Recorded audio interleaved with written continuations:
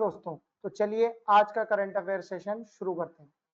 हमारा पहला क्वेश्चन है, Colombia and Uzbekistan have officially joined dash expanding multilateral lender membership to 11 countries. अब देखिए यहाँ पर ये समझना बहुत इंपॉर्टेंट है कि कोलंबिया और उज्बेकिस्तान ये दो कंट्रीज ने नेशनल डेवलपमेंट बैंक की मेंबरशिप ज्वाइन कर ली, तो ये भी अब एनडीबी के मेंबर हैं। अब यहां पर ये समझना बहुत इंपॉर्टेंट है कि एनडीबी का एक और नाम है ब्रिक्स बैंक। ठीक, इसका जो हेडक्वार्टर है वो शंघाई में है। ब्रिक्स ग्रुप के बारे में आप जानते हैं, टोटल इसमें 4 फाउंडिंग मेंबर है। उसके बाद साउथ अफ्रीका जोड़ा 2000 में, उसके बाद 2024 में इसमें एक्सपेंशन हुआ और अभी इसमें टोटल 10 मेंबर कंट्री और 13 पार्टनर कंट्रीज हैं। तो आज की प्रेजेंट में ये स्थिति है। अच्छा, एनडीबी बैंक की जो करंट चेयरमैन है, इनका भी नाम बड़ा इंपॉर्टेंट है, पेपर में पूछा जा सकता है, बहुत ही फेमस है ये। इनका नाम है दिल्मा रूसेफ, तो ये नाम आप ध्यान रखिएगा। दूसरा देखिए, ब्रिक्स ने 2 फाइनेंशियल इंस्टीट्यूशन बनाए। ब्रिक्स बेसिकली अपने को ऐसे रखता है पूरी दुनिया के सामने कि वो वेस्टर्न वर्ल्ड का एक ऑप्शन है। तो जैसे वेस्टर्न वर्ल्ड यानी यूएसए बेस्ड जो फाइनेंशियल इंस्टीट्यूशंस हैं, जैसे कि आईएमएफ, वर्ल्ड बैंक, ये सारे इंस्टीट्यूशन ऐसे देशों को प्रेफर करते हैं जो यूएस से अलाइंड रहते हैं। तो इन देशों में इन्वेस्टमेंट ज्यादा होगा, इन देशों में पैसा ज्यादा आएगा। ये ऐसे कंट्रीज में इन्वेस्ट नहीं करते जो यूएस की पॉलिसी से अलाइन नहीं रहते। इसी को काउंटर करने के लिए ब्राजील, रशिया, इंडिया, चाइना ने कुछ साल पहले 2 बैंकिंग इंस्टीट्यूशन बनाए। एक का नाम एनडीबी था और दूसरे का नाम था AIIB. AIIB Asian infrastructure investment bank, इसका हेडक्वार्टर है बीजी।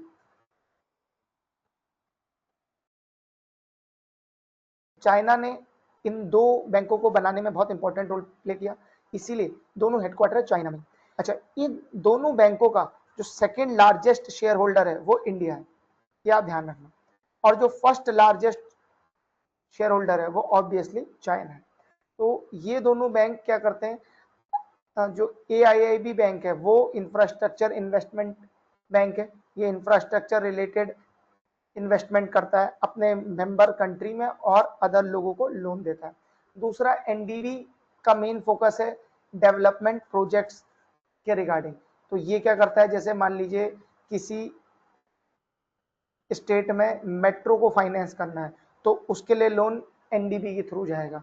कहीं पर इंफ्रास्ट्रक्चर प्रोजेक्ट्स जैसे कि डैम को फाइनेंस करना है या रोड्स को फाइनेंस करना है तो उसका लोन एआईबी के थ्रू आएगा। तो एक वर्ल्ड बैंक और आईएमएफ के काउंटर फाइनेंशियल इंस्टीट्यूशन बनाने की कोशिश करी गई थी। ठीक है, तो कोलंबिया और उज्बेकिस्तान अब उसमें जुड़े हैं। आगे बढ़ते हैं। Which Indian company will launch India's first private satellite broadband service after receiving approval from InSpace to launch satellite service in 2028? बहुत ही बड़ा डेवलपमेंट है ये और बहुत इंपॉर्टेंट न्यूज है। इसका रीजन है, देखिए ये पहला प्राइवेट सैटेलाइट ब्रॉडबैंड है।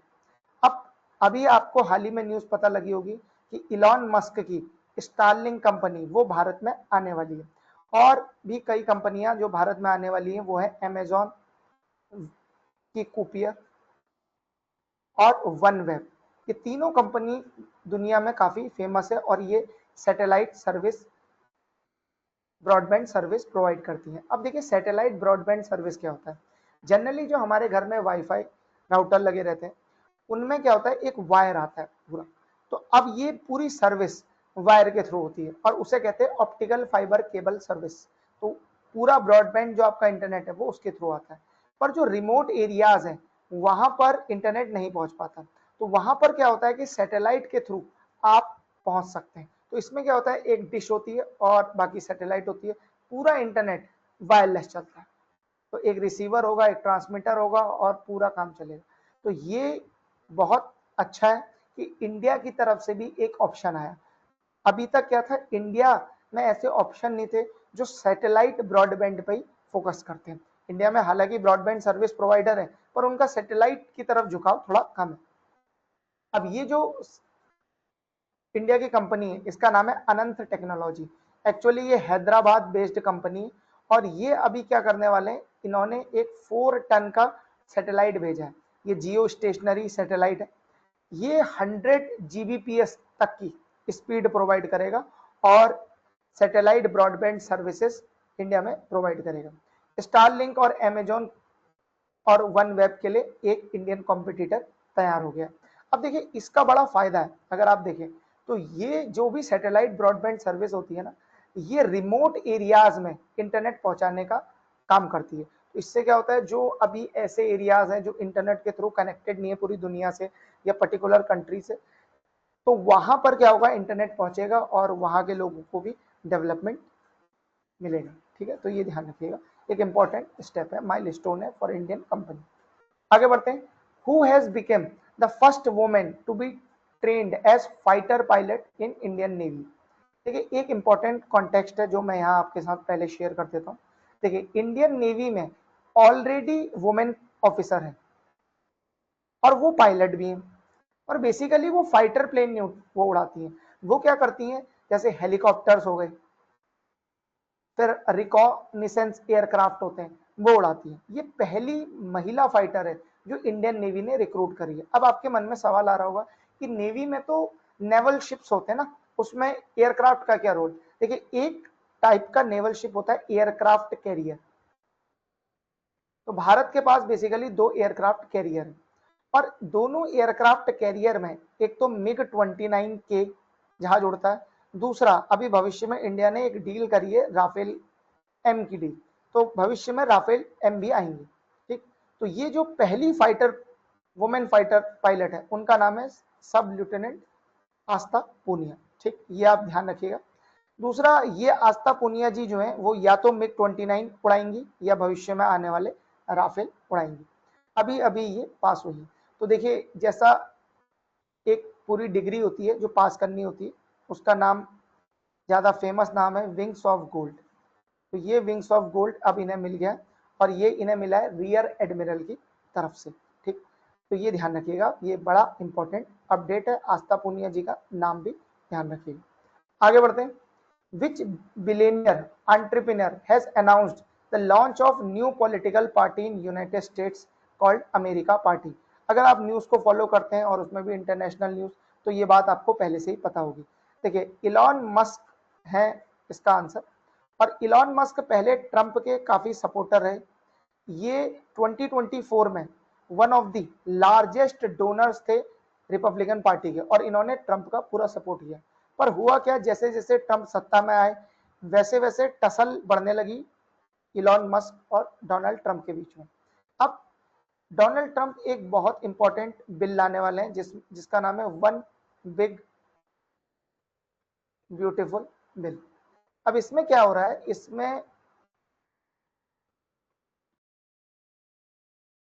इसमें डोनाल्ड ट्रंप ह्यूमंगस तरीके से स्पेंडिंग बढ़ाने वाले हैं। अब जो वोटिंग हुई थी अमेरिका में, तो उसमें इलॉन मस्क का ये कहना था और डोनाल्ड ट्रंप का भी कि यूएसए में डेट बहुत ज्यादा है और डेट की सर्विसिंग करना बड़ा मुश्किल हो गया, क्योंकि अब डेट एक सीमा के ऊपर पहुंच गया। तो अब इस डेट को रिड्यूस करना होगा, और डेट को रिड्यूस करने के लिए क्या होता है, खर्चे काटने होते हैं, सिंपल सी बात। अब लेकिन जब हम खर्चे बढ़ाएंगे तो ऑब्वियस सी बात है कि डेट तो इंक्रीज होगा। तो इलॉन मस्क अब डोनाल्ड ट्रंप के पूरे खिलाफ हो गए। उनका ये कहना है कि आप डेट को जल्द से जल्द रिड्यूस करो, पर इस बिल के बाद वो डेट घटने के बजाय और बढ़ेगा। इसीलिए अब उन्होंने एक नई पार्टी बना दी है, अमेरिका पार्टी। अब देखिए अधिकतर आप जानते होंगे कि यूएसए में बेसिकली 2 पार्टी सिस्टम है। तो वहां 2 मेजर पार्टी हैं, एक तो डेमोक्रेट्स है और दूसरी रिपब्लिकन है। डोनाल्ड ट्रंप रिपब्लिकन से आते हैं।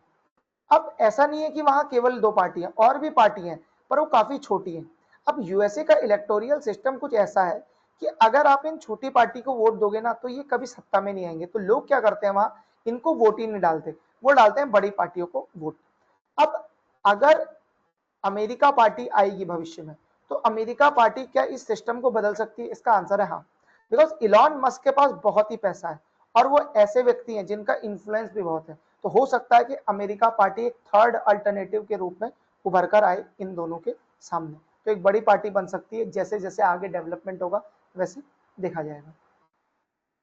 नेक्स्ट क्वेश्चन की तरफ बढ़ते हैं। Which foreign leader has been presented with the key to city of Buenos Aires honour by the head of city government of Buenos Aires. अगर आपको थोड़ा भी पता है तो Buenos Aires is the capital of Argentina. तो वहां की मिली है, एक बड़ा ऑनर होता है और अक्सर जब भी ऑनर की बात आती है तो सबसे ज्यादा ऑनर अगर किसी लीडर को वर्ल्ड में मिले तो वो नरेंद्र मोदी। अभी पीएम मोदी 5 नेशन टूर में गए थे, उसमें से एक नेशन अर्जेंटीना था। अर्जेंटीना एक साउथ अमेरिकन कंट्री है और इसकी कैपिटल ब्यूनोस आयर्स है, इसीलिए ये उनको मिला है। ठीक, आगे बढ़ते हैं। Which global technology giant has officially shut down its operation in Pakistan after 25 years as a part of global restructuring plan.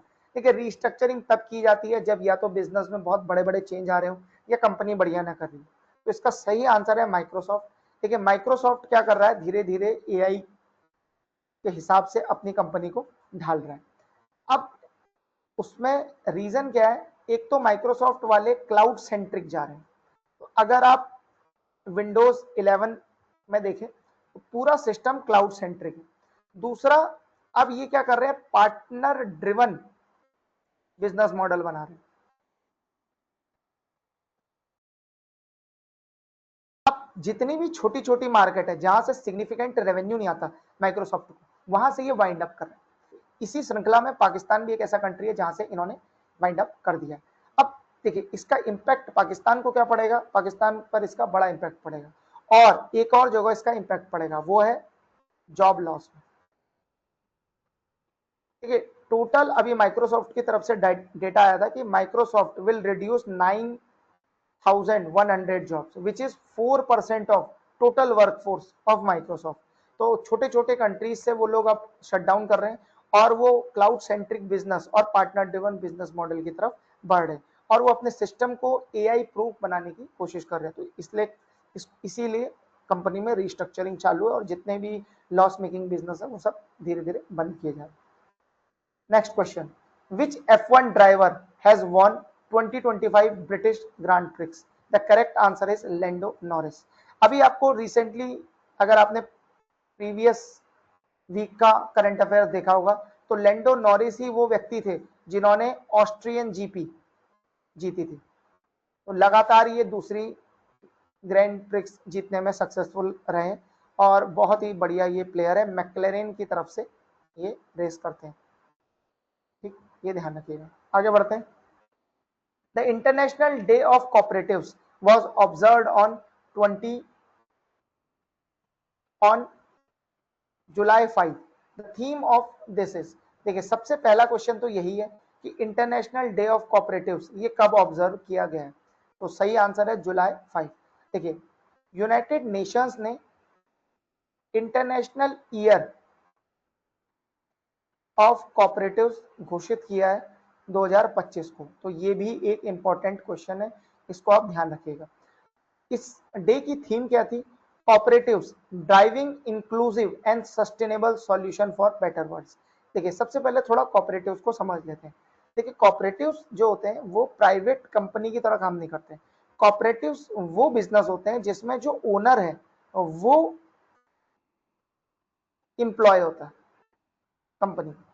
तो ये बड़ा इंपॉर्टेंट है समझना। जैसे let me give you example of Amul. तो अमूल एक कोऑपरेटिव है, इंडिया का पहला कोऑपरेटिव है।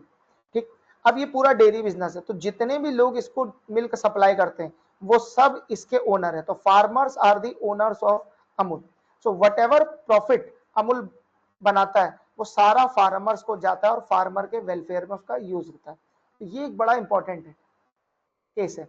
अगर इंडिया में बहुत ही ज्यादा कोऑपरेटिव्स है। ठीक, अभी तो गवर्नमेंट का टारगेट है कि 2026 तक they are want to open 2 lakh more cooperatives. अब कोऑपरेटिव का फायदा क्या होता है कोऑपरेटिव जो है वो लोअर स्ट्रेटा ऑफ सोसाइटी को केटर करते हैं। अब इससे क्या होता है, इंक्लूसिव डेवलपमेंट ये प्रमोट होता है। दूसरा, जितना भी जो बिजनेस का प्रॉफिट है वो कहां तक जाता है, ग्रास रूट लेवल तक जाता है।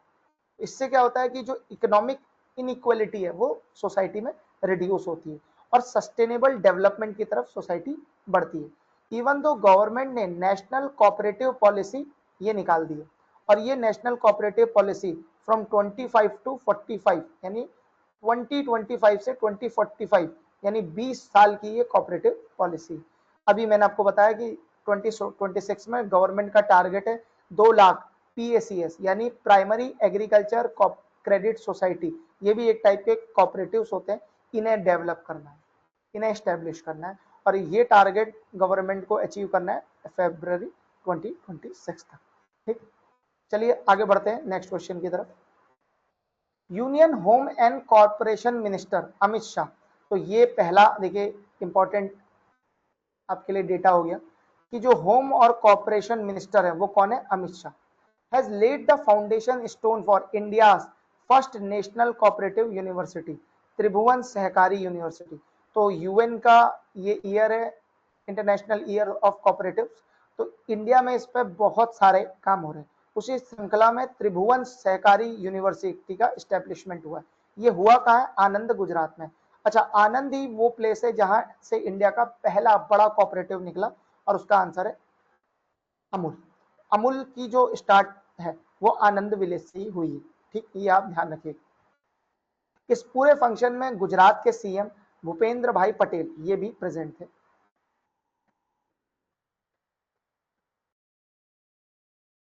अच्छा, आनंद जो है देखिए वो बर्थ प्लेस है अमूल की, ये तो मैं आपको बता ही चुका हूं।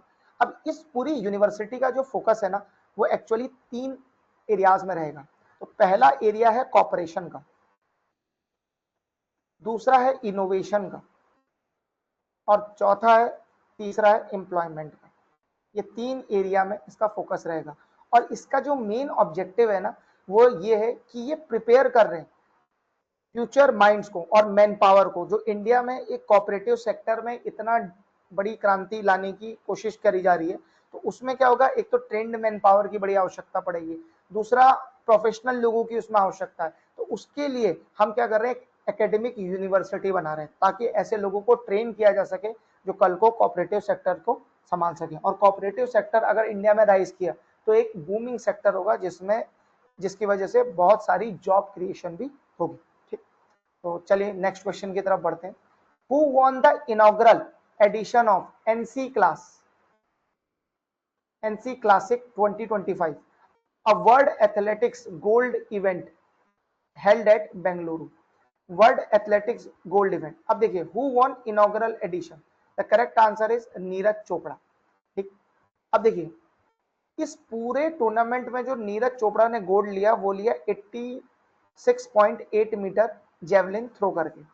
हालांकि ये इतना बढ़िया परफॉर्मेंस नहीं है नीरज का, क्योंकि नीरज ने पहले मतलब दोहा डायमंड लीग में 90 प्लस फेंका था जेवलिन, और उसमें एग्जैक्ट 90.28 मीटर उन्होंने फेंका था।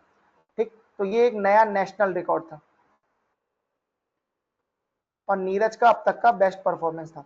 अब देखिए इस पूरे टूर्नामेंट में ऐसे लोग भी भाग ले रहे थे जिन्होंने बहुत ज्यादा फेंका है, मींस प्लस 90 पहले फेंका है, पर हुआ क्या उनकी परफॉर्मेंस इतनी बढ़िया नहीं थी। ठीक है, तो इसीलिए नीरज चोपड़ा ये जीत पाए। अब ये कम इसलिए भी दिख रहा है ना बिकॉज वहां पर हेडविंड्स चल रहे। अब हेडविंड्स क्या होती है देखिए समझे, अगर आप जेवलिन फेंक रहे हैं और एयर भी इधर की है तो थोड़ा दूर जाएगा, पर अगर जेवलिन फेंक रहे हैं इधर और एयर इधर की है तो क्या होता है, रेजिस्टेंस क्रिएट होता है। तो रेजिस्टेंस के कारण ये 86.18 रहा है। ठीक, ये हो गया। अच्छा, इससे पहले अभी तो ये टूर्नामेंट बेंगलोर में हो रहा है, तो ये भी एक इंपॉर्टेंट डेटा पॉइंट है जो आपको याद रखना है, और ये इसलिए भी ध्यान रखना है क्योंकि ये पहले पंचकुला में होना शेड्यूल था। पंचकुला कहाँ है, हरियाणा में, पर हुआ क्या, इंडिया पाकिस्तान के बीच में कॉन्फ्लिक्ट हुआ था due to Pahalgam terror attack, उसकी वजह से ये थोड़ा डिले हुआ, और अब ये इवेंट पूरा बेंगलुरु में हो रहा है, और इनॉग्रल एडिशन में गोल्ड जीता है नीरज चोपड़ा, ये ध्यान रखिए। आगे बढ़ते हैं। Dash elected Jennifer Simmons as a country first women president. तो थोड़ा इंपॉर्टेंट हो जाता है, इसका सही आंसर है सूरीनाम। अब देखिए सूरीनाम एक बहुत ही छोटा कंट्री है, ये आपको दिख रहा होगा फ्रेंच गयाना, ठीक, इसकी कैपिटल है केनियन। इसी के बगल में यहाँ पर है देखियो गुआना, उसकी कैपिटल है जॉर्ज टाउन। इन दोनों कंट्रीज के बीच में एक कंट्री है जिसकी बॉर्डर ब्राजील से भी टच होती है और इन दोनों कंट्रीज से टच होती है, उसका नाम है सूरीनाम। इसकी कैपिटल है पारामाराइबो, ये ध्यान रखिएगा, इंपॉर्टेंट कंट्री है और ये साउथ अमेरिकन कंट्री है। तो यहाँ की जो पहली वुमेन प्रेसिडेंट है वो चुन ली गई है और उनका नाम है जेनिफर सिमंस, याद रखिएगा फर्स्ट। अच्छा, जनरली ये जो कंट्रीज हैं ये स्पेन के अंडर थे पहले, ठीक है, तो जनरली यहाँ स्पेनिश बोली जाती है एक्सेप्ट ब्राजील। ब्राजील एकमात्र ऐसा कंट्री है जहाँ पुर्तगीज भी बोली जाती है, ठीक, तो ये ध्यान रखिए। आगे बढ़ते हैं। अच्छा, एक और चीज यहाँ पर इसी मैप में देख लेते हैं। अभी हमने ब्यूनो एराइस पढ़ा था, देखिए ये है ब्यूनो एराइस और ये कैपिटल है अर्जेंटीना की, ठीक। अभी पीएम मोदी ब्राजील भी गए थे और ब्राजील में थी ब्रिक्स समिट, आपको पता ही होगा। तो ये ब्राजील है और ब्राजील की कैपिटल का नाम है ब्राजीलिया, ध्यान रखिएगा, ठीक है। और एक बहुत इंपॉर्टेंट शहर भी है यहाँ, रियो डी जेनेरियो, तो वहीं पर ज्यादा मीटिंग हो रही थी। ये देखिए ये है वो शहर रियो डी जेनेरियो, ध्यान रखिएगा ये सब, ठीक। आगे बढ़ते हैं। What is the theme for 17 BRICS summit? मैंने आपको बोला था अभी कि पीएम मोदी 5 नेशन समिट में गए, उसमें ब्राजील, अर्जेंटीना के बाद वो ब्राजील गए to attend 17th BRICS summit. इस बार जो ब्रिक्स का चेयर है वो है ब्राजील, तो ये ध्यान रखिएगा पहली चीज। ये पूरी समिट हुई थी रियो डी जेनेरियो में, ये भी हमने मैप में देख लिया है, ब्राजील की कैपिटल ब्राजीलिया। तो अब उसकी थीम पूछिए, देखिए उसकी थीम है strengthening global south corporation for more inclusive and sustainable growth. अगर आप वर्ल्ड मैप को ध्यान से देखें तो जो नॉर्थ अमेरिका, ठीक, यूरोप, ठीक, जितने भी नॉर्थ के इक्वेटर के नॉर्थ के कंट्री जनरली वहां वो प्रॉस्परस, जनरली कह रहा हूं, ये ध्यान रखिएगा। और जितने भी साउथ के कंट्री हैं, जैसे एक एग्जांपल वो लीजिए साउथ अमेरिका, फिर अफ्रीका लीजिए, तो यहाँ पर क्या है, थोड़ी गरीबी ज्यादा है, तो जितना भी डेवलपमेंट हुआ है ना वो इस पार्ट में ज्यादा हुआ है कंपेरेटिवली इस पार्ट में। इसीलिए अब क्या हो रहा है कि धीरे धीरे दुनिया में ग्लोबल साउथ की आवाज उठाई जा रही है और इंडिया ग्लोबल साउथ का वॉइस की तरह अपने को प्रोजेक्ट करता है। तो India wants to become the leader of global south. इसीलिए जब भारत में G20 समिट हुई थी ना, तो इंडिया ने क्या करा, G20 ग्रुप में अफ्रीकन यूनियन को जोड़ा, तो ये एक इंडिया का बड़ा अचीवमेंट था। अब देखिए ध्यान दीजिए, Brazil is also a part of south America global south, तो इसीलिए स्ट्रेंथनिंग ग्लोबल साउथ कॉपरेशन इस बार की थीम रही है। 2026 में जो ब्रिक्स का चेयर होगा वो होगा इंडिया, ये बात भी ध्यान रखिएगा। टोटल ब्रिक्स में कितने मेंबर है? 10 मेंबर है, ठीक है, ये भी ध्यान रखिए। आगे बढ़ते हैं। The state of the art phenome India biobank, India's national biobank was inaugurated at CSIR Institute of Genomics and Integrative Biology IGIB in, the correct answer is New Delhi। अभी आपको पता ही होगा कि कुछ दिन पहले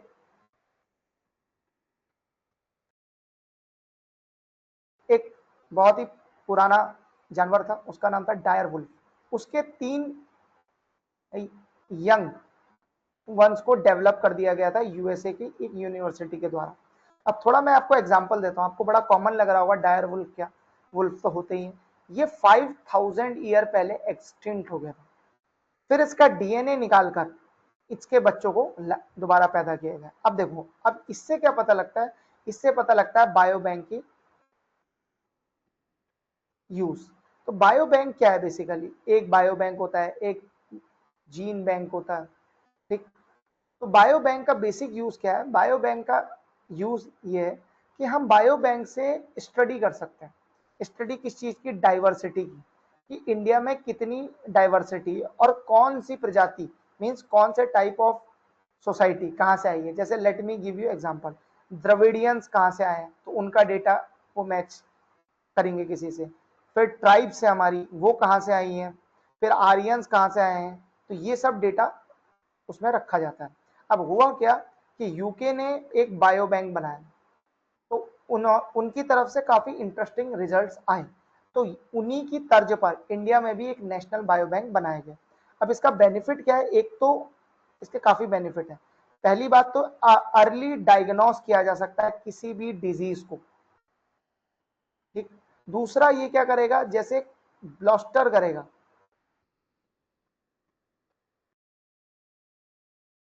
इसको कॉम्प्लेक्स डिजीज से लड़ने के लिए।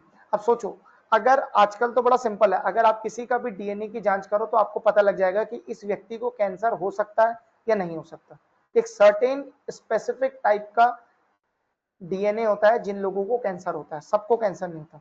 तो ऐसी बीमारियां जैसे डायबिटीज है, diabetes can also go from parents to children, या कार्डियोवैस्कुलर एलिमेंट्स होते हैं जो वो चले आते हैं, अस्थमा जैसे जाता है।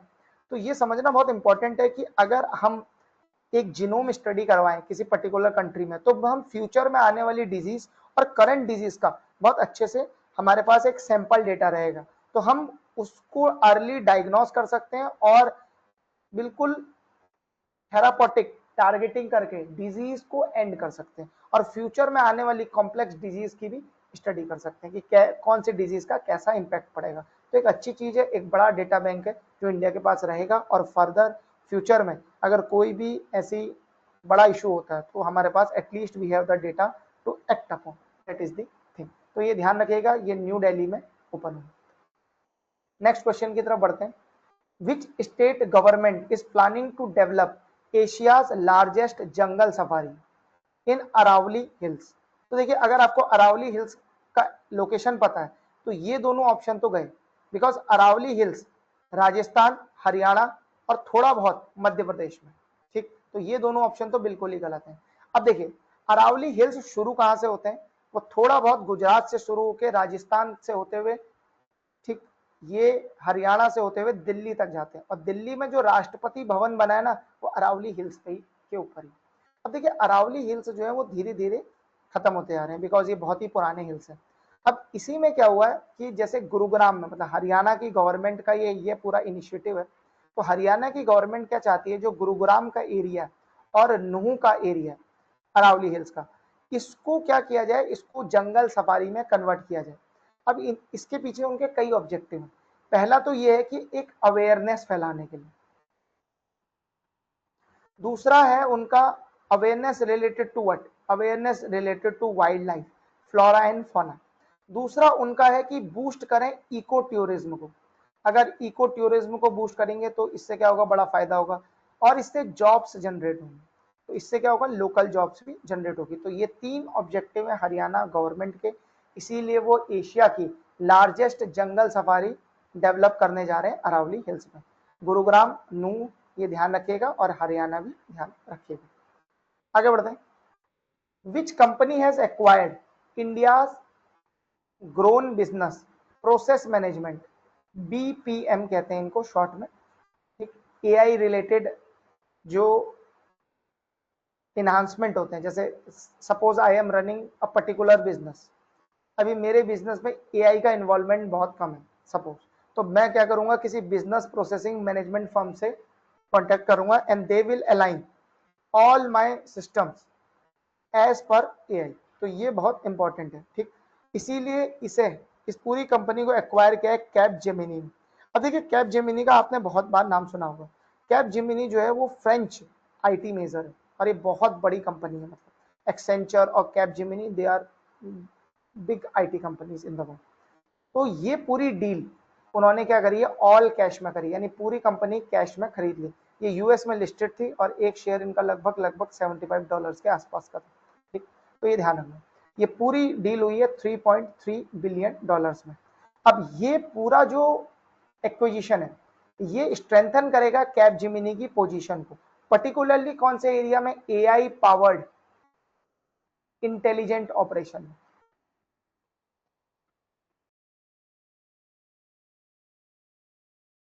ऑपरेशन। तो आप तो जानते हैं, जितना ज्यादा एआई आईटी कंपनी में होगा या आएगा उनके सिस्टम्स में, उतना ज्यादा एफिशिएंसी बढ़ेगी, उतना ज्यादा मैनुअल लेबर की कमी होगी। तो ये भविष्य में अपने को बिजनेस फ्यूचर प्रूफ कर रहा है कैप जिमिनी, और एक बहुत अच्छी डील, ठीक। और इंडियन लोगों के लिए तो ये अच्छी बात ही है, बिकॉज इंडियन ग्रोन बिजनेस को इतनी ज्यादा वैल्यूएशन में फ्रेंच आईटी मेजर खरीद रहे। आगे बढ़ते हैं। Farmer British prime minister Rishi Sunak, इन्हें तो आप जानते होंगे, ठीक, बहुत ही फेमस व्यक्ति हैं इंडिया में तो खासकर, has recently rejoined as senior advisor. Rejoined मतलब पहले भी ये काम करते थे, तो इसका सही आंसर है गोल्डमैन सैक्स। असल में क्या है कि गोल्डमैन सैक्स बड़ा बैंक है, इसमें ये पहले भी काम करते थे, और ये पहले काम करते थे 2000 में एज अ एनालिस्ट। अब आप तो जानते हैं कि ऋषि सुनक इससे पहले ब्रिटिश प्राइम मिनिस्टर रह चुके हैं, पर इससे भी पहले ये ब्रिटेन के एफएम रहे हैं, फाइनेंस मिनिस्टर, और एक अच्छे फाइनेंस मिनिस्टर रहे। प्राइम मिनिस्टर में तो जब इनकी पार्टी अभी गई तो वो तो बहुत बुरी तरीके से हारी, लेकिन फाइनेंस मिनिस्टर ये काफी रिच है, मतलब अच्छे। अच्छा, इनका फैमिली बैकग्राउंड भी बहुत स्ट्रांग है, बिकॉज आप जानते होंगे कि इन्फोसिस के जो फाउंडर हैं नारायण मूर्ति, उनके सन इन लॉ हैं, तो काफी रिच व्यक्ति हैं, पहली बात तो ये। और इन्होंने पहले से ही बड़ी बड़ी फर्म्स में, जैसे गोल्डमैन सैक्स हो गया, और भी बड़ी फर्म्स में इन्होंने काम किया, तो अभी इन्होंने दोबारा से ज्वाइन किया है सीनियर एडवाइजर इन गोल्डमैन सैक्स, ये ध्यान रखिए। नेक्स्ट क्वेश्चन की तरफ बढ़ते हैं। Which automobile company will take over import distribution and servicing of Bentley vehicles. पहले तो ये समझ लीजिए कि बेंटले व्हीकल्स ब्रिटेन की एक बहुत ही बड़ी लग्जरी कार मैन्युफैक्चरिंग कंपनी, ठीक, और ये ब्रिटेन में इनके व्हीकल बहुत चलते हैं। तो अगर आपने, एक बहुत ही फेमस मूवी है जेम्स बॉन्ड, अगर आपने वो देखी है तो उसमें जनरली बेंटले की कार यूज होती है, because James bond is working for MI6 and MI6 is, ये पूरी पिक्चर जो है वो लंदन में बनी है, तो ये इसका एक प्रमुख कारण है। तो बेंटले बहुत ही फेमस कंपनी। अब इंडिया में क्या हो रहा है, जो उनका इंपोर्ट डिस्ट्रीब्यूशन और सर्विसिंग है वो पूरा एक्वायर कर लिया है किसने, वोक्सवैगन की सब्सिडरी है स्कोडा। अब पहले एक चीज समझ लीजिए, वोक्सवैगन एक बहुत ही बड़ा ब्रांड है, ठीक, तो ऑडी का आपने नाम सुना होगा, सही, और भी बड़ी बड़ी कई कंपनियां हैं, ठीक, वो सारी कंपनीज जो है वो वोक्सवैगन ग्रुप के अंडर आती हैं। अब वोक्सवैगन बेसिकली जर्मन कंपनी, और ये जर्मन ग्रुप है, और बहुत ही बड़ा ये ग्रुप है, मतलब, ठीक है। अब ये समझना बहुत इंपॉर्टेंट है कि जो वोक्सवैगन है, ये वोक्सवैगन के अंदर बड़ी बड़ी कंपनी आती है, तो ये उनका एक और बड़ा एक्विजिशन है, ठीक है। अब वो करेंगे क्या, जैसे जो स्कोडा ऑटो है, ये इंडिया में क्या करेगा, ये पूरा एक बेंटले इंडिया करके इन्होंने एक पूरी अनदर सब्सिडरी इंडिया में खोल देनी। उसके बाद ये वहां से क्या करेंगे, जितने भी इंपोर्ट है या डिस्ट्रीब्यूशन है या सर्विसिंग है वो उसको मैनेज करेंगे। तो ये एक बड़ा इंपॉर्टेंट डेवलपमेंट है, ठीक। तो जैसे आपने, ठीक, लैम्बोर्गिनी सुना होगा, वो भी वोक्सवैगन के अंदर ही, ठीक, इसको वोक्सवैगन नहीं पढ़ते, इसको पढ़ते हैं Volkswagen, because it is a German brand. और आपने सुना होगा पोर्शे का, डुकाटी का सुना होगा, ये सब ब्रांड वोक्सवैगन के अंदर ही, ये ध्यान रखिएगा, ठीक है। तो वोक्सवैगन एक बहुत ही बड़ा ग्रुप है, मतलब ये सेकंड लार्जेस्ट ग्रुप है पूरी दुनिया का, इनसे बड़ा एक ही ग्रुप है, वो है टोयोटा, ठीक, ये ध्यान रखिए। तो स्कोडा भी वोक्सवैगन का ही एक पार्ट है। और ये बेंटले व्हीकल्स तो इन्होंने पहले ही खरीदी थी, अब इन्होंने ये नया बेंटले इंडिया की एंटिटी बना दी है इंडिया की, ठीक। तो ये होगा। आगे देखते हैं, नेक्स्ट क्वेश्चन की तरफ बढ़ते हैं। नेक्स्ट क्वेश्चन है, who is the new CEO of international Cricket council. देखिए, इंटरनेशनल क्रिकेट काउंसिल का जो नया CEO है वो है संजोग गुप्ता। इससे पहले जो CEO थे उनका नाम है जेफ एल्डाइस, ठीक है। He will be retiring soon and Sanjog Gupta will join International Cricket Council as a CEO, ठीक है। संजोग गुप्ता के बारे में थोड़ा बहुत इनकी हिस्ट्री समझ लीजिए। ये 2010 से जियो हॉटस्टार से जुड़े हुए, धीरे धीरे इन्होंने हॉटस्टार को डेवलप किया, और अभी ये CEO है स्पोर्ट्स एंड लाइव एक्सपीरियंस के,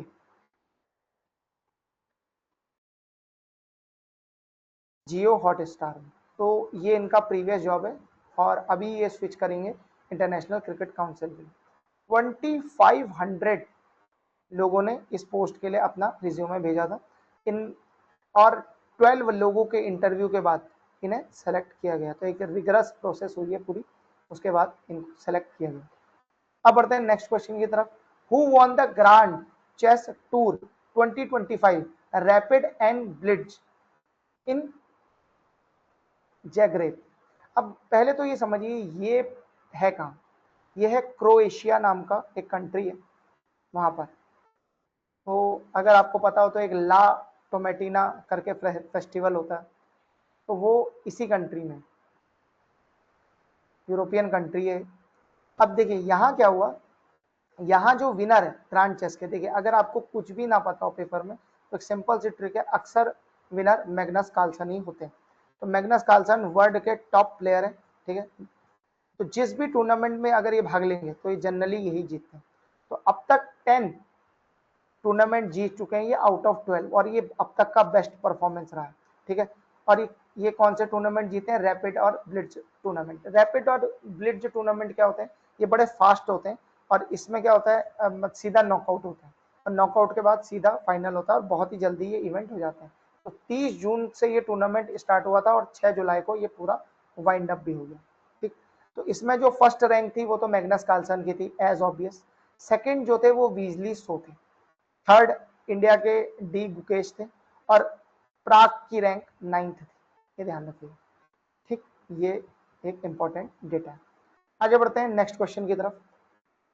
retain the Concacaf Gold Cup for record extending 10th time. तो 10वीं बार ये देश जीत गया कॉनकैफ, और उसका सही आंसर है मैक्सिको।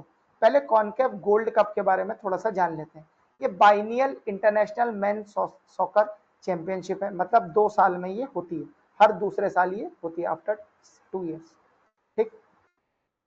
दूसरा, इसमें कौन कौन से कंट्रीज पार्टिसिपेट करते हैं? नॉर्थ अमेरिका, सेंट्रल अमेरिका और कैरिबियन रीजन के। इन तीनों रीजन के लोग, जो देश हैं जो भी फुटबॉल खेलते हैं, वो पार्टिसिपेट करते हैं।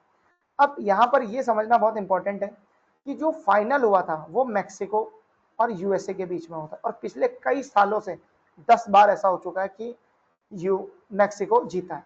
तो मैक्सिको ने इस बार फिर से यूएसए को हरा दिया 2-1 से, और ये पूरा टूर्नामेंट हुआ था ह्यूस्टन में। तो ह्यूस्टन आपको पता ही होगा कि टेक्सास में है, तो वहां एक एनआरजी स्टेडियम है, उधर ये पूरा टूर्नामेंट हुआ था, और 10th टाइम मैक्सिको कॉनकैफ टूर्नामेंट जीत गया, ठीक है। तो ये ध्यान रखिए। अब बढ़ते हैं नेक्स्ट क्वेश्चन की तरफ।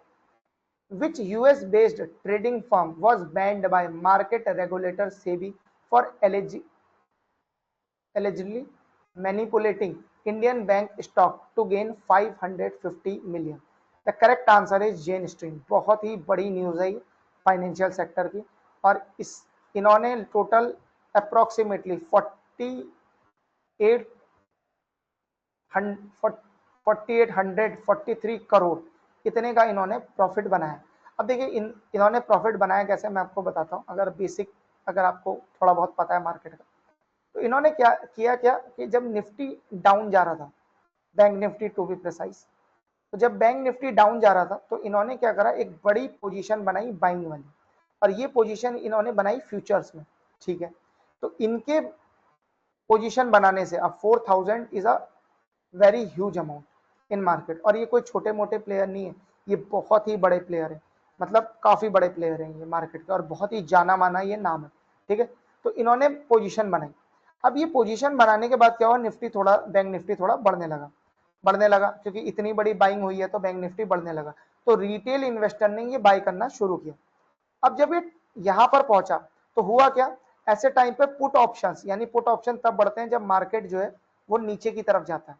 अब ऊपर की तरफ जा रहा है तो पुट ऑप्शन घटने लगे, इन्होंने बल्क में पुट ऑप्शन बाय कर ली, फ्यूचर्स में इन्होंने बाइंग पोजीशन बनाई और बल्क में पुट ऑप्शन बाय किए और कॉल बेची, ठीक है।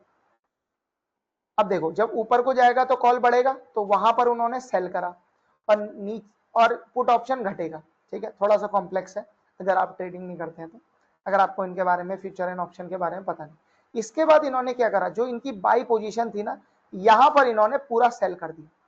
अब जब इन्होंने पूरी पोजीशन रिवर्स करी तो एक बड़ी पोजीशन रिवर्स हुई, तो यहां से मार्केट अचानक से टूट गया। अब जब मार्केट अचानक से टूटा तो इनके पुट ऑप्शंस रॉकेट की तरह बढ़ने लगे और कॉल ऑप्शन तेजी से नीचे आने लगे। तो इन दोनों पोजीशन में इन्हें ह्यूमंगस प्रॉफिट हुआ, और वो प्रॉफिट कितना हुआ 48 43। इस पूरी चीज को कहते हैं मैनिपुलेशन। क्योंकि अब सोचो, अगर मार्केट के बड़े प्लेयर मैनिपुलेशन करना चाहें तो बहुत आसानी से मैनिपुलेशन हो जाएगा। इस पूरी चीज को सेबी ने पकड़ लिया, बिकॉज सेबी के सिस्टम लगे रहते हैं, तो वो उन्होंने पकड़ लिया और उन्होंने क्या करा, इन पर बैन लगा दिया। और अब सेबी क्या कह रहा है इनसे कि ये जो इतना पैसा है ये आप पूरा जमा करो, तब जाकर हम आपको आगे की कार्रवाई करेंगे आपको, तब तक कोई बात नहीं होगी। अच्छा, जैन स्ट्रीट एक बहुत ही बड़ा फर्म है। एक्चुअली इनके 3-4 फर्म एक्टिव हैं इंडियन मार्केट्स में। एक तो जेएसआई इन्वेस्टमेंट है, दूसरा इनका जेएसआई जेड इन्वेस्टमेंट है, तीसरा इनका जेएसआई सिंगापुर वाली फर्म एक्टिव है, और जेएसआई स्ट्रीट एशिया वाली फर्म एक्टिव है। तो ये जितनी भी मल्टीपल पोजीशन है, फ्यूचर इन्होंने बाई करा, ऑप्शंस इन्होंने बाय करे, तो एक पूरा इन्होंने प्लान बनाया था, लेकिन वो सेबी ने उसे, वो पूरे जो भी मैनिपुलेशन है उसे देख लिया और अब इन पर जुर्माना लगा रहा है। ठीक है, तो ये इंपॉर्टेंट सीख है। ठीक, आगे बढ़ते हैं। is the first state to introduce Aadhaar based face authentication for distribution of ration to eligible beneficiary under PDS। तो आप तो जानते हैं जैसे PDS के अंडर राशन मिलता है, तो अभी PDS के पास जो ऑथेंटिकेशन होता है वो 2 तरीके से होता है। एक तो OTP मेथड के थ्रू, कुछ जगह क्या होता है OTP जाता है फोनों में। तो जैसे अगर मान लीजिए इस हफ्ते का राशन मुझे लेना है, तो वो क्या करेंगे, जो भी नंबर रजिस्टर होगा उस पर ओटीपी भेजेंगे, वो ओटीपी मुझे बताना होगा, तभी जाकर वो राशन मुझे मिलेगा। दूसरा तरीका क्या है जो ज्यादा पॉपुलर है, वो है बायोमेट्रिक। तो आप तो जानते हैं जो बुजुर्ग लोग होते हैं उनके बायोमेट्रिक वो क्या होता है, उनके हैंड्स थोड़े से बायोमेट्रिक उसमें लाना थोड़ा मुश्किल होता है, इसीलिए ओटीपी मेथड बना है। अब ये तीसरा मेथड आ गया फेस ऑथेंटिकेशन। अब देखिए ये मेथड सबसे पहले इंप्लीमेंट हुआ है हिमाचल प्रदेश में। अब इसका फायदा क्या होगा, इसका फायदा ये होगा कि एक तो ऑथेंटिकेशन का जो सक्सेस रेट है वो बढ़ जाएगा, दूसरा जो वेरिफिकेशन टाइम है वो रिड्यूस होगा। सही है, तो ये दोनों इसमें इंपॉर्टेंट चीज होगी। अब लेकिन इस पूरी फैसिलिटी का फायदा तभी उठा सकते हैं जब आपके पास स्मार्टफोन। तो करना क्या होगा आपको कि स्मार्टफोन में आपको एक फेयर प्राइस शॉप ऐप आता है, वो ऐप आपको इंस्टॉल करना पड़ेगा, FPS। इसके बाद जब आप राशन लेने जाएंगे तो वो ऐप जो है उसमें फ्रंट फेसिंग कैमरा ऑन होगा और आपका फेस वहां रजिस्टर होगा, फिर उसका वेरिफिकेशन किया जाएगा आधार डेटाबेस से, और एक बार वो हो गया तो आपको राशन मिल जाएगा। तो ये पूरी प्रोसेस थी, पहले इसे शुरू किया गया है हिमाचल प्रदेश में। तो एक इनोवेटिव स्टेप है, बिकॉज इससे क्या होगा, मैं पहले भी बता चुका हूँ, वेरिफिकेशन का टाइम कम होगा और सक्सेस रेट बढ़ेगा। ठीक है, और वैसे भी क्या होता है, जैसे जैसे व्यक्ति की जो वो एज है वो ओल्ड होती जाती है, तो वो मोबाइल फोन का यूज थोड़ा करना कम कर देता है, प्लस उसके जो बायोमेट्रिक है वो भी जाने लगते हैं। तो ये एक बढ़िया चीज है जो हिमाचल प्रदेश में इंप्लीमेंट हुई है, धीरे धीरे पूरे देश में ये इंप्लीमेंट होनी चाहिए। आगे बढ़ते हैं नेक्स्ट क्वेश्चन की तरफ। Which South American country has conferred its highest civilian award, the Grand Collar of National Order of South Cross to Indian Prime Minister Narendra Modi. तो एक क्वेश्चन तो यही हो गया, ठीक, तो उसका सही आंसर है ब्राजील। एक्चुअली ब्राजील में PM Modi 17th BRICS summit attend करने गए थे, तो पीएम मोदी को वहां ये अवार्ड मिला। अच्छा, पीएम मोदी ऐसे पहले नेता है जिन्हें दुनिया में हाईएस्ट सिविल अवार्ड्स मिले, हाईएस्ट सिविलियन अवार्ड दूसरे कंट्रीज के मिले। ठीक है, तो ये ध्यान रखिएगा, generally civilian award PM Narendra Modi को ही मिलता है। तो अगर ऑप्शन में कभी आपको समझ ना आए तो ये। अच्छा, पीएम मोदी टोटल अभी 5 कंट्री की विजिट में गए थे। देखिए, तो एक कंट्री, 2 कंट्रियों के नाम तो हमने उस यहाँ देख लिए। पहला कंट्री था आपका अर्जेंटीना, जो हमने ऊपर देखा, फिर अभी हमने देखा ब्राजील। तो ये 2 कंट्री हो गए, और अनदर कंट्री क्या है, सबसे पहले पीएम मोदी गए घाना। ठीक है, तो घाना की कैपिटल आपको ध्यान रखनी है अकरा, वो हमने वहां, ठीक है, अफ्रीका के मैप में पहले देखी। दूसरा, पीएम मोदी गए त्रिनिडेड एंड टोबैको, ये जो कंट्री है वो साउथ अमेरिकन कंट्री। ठीक है, फिर गए अर्जेंटीना, फिर गए ब्राजील, और लास्ट में गए अफ्रीकन कंट्री नामीबिया। ये सब कंट्री, ये 5 नेशन विजिट रही पीएम मोदी की। ठीक, तो हर देश में जाने का अलग ऑब्जेक्टिव था, वहां पीएम मोदी गए और ऑब्जेक्टिव पूरा किया। तो आपको आज का करंट अफेयर कैसा लगा हमें जरूर कमेंट सेक्शन में बताइए। अब हम मिलते हैं आपसे नेक्स्ट वीक। Thank you.